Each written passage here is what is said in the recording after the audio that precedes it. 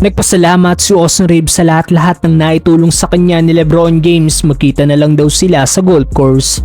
Pero bago yan, Tyler Hero hindi matanggap na trinade siya ng Miami Heat para kay Giannis. Isa sa biggest name na na-trade ngayong free agency ay walang iba kundi ang two-time MVP na si Giannis.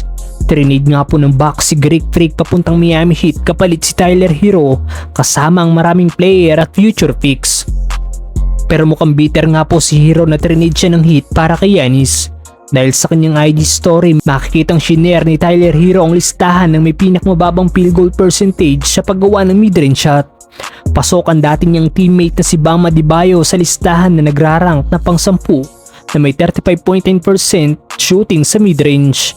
Nagrank naman si Giannis bilang number 1 sa may pinakmababang mid-range field goal percentage na may average lang na 26.8% shooting. Hindi nga po kilala bilang magaling na shooter si Giannis at Adebayo, lalo na si Greek Freak, pero dahil sa incredible size, speed at athleticism ni Giannis, nagawa nito magdomina sa buot side ng floor.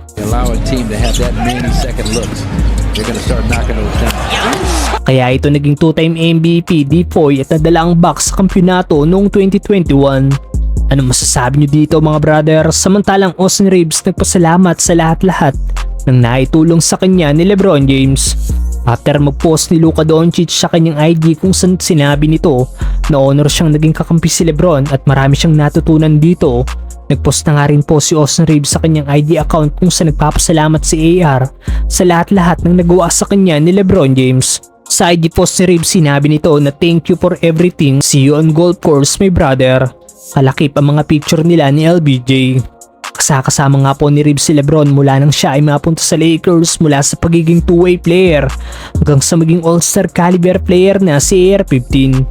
Ayon nga kay Reeves, malaki ang naitulong ni LeBron bakit ganito na siya maglaro ngayon, at para pa sa Lakers guard si LBJ daw ang pinakmatalinong player na kanyang naging kakampi.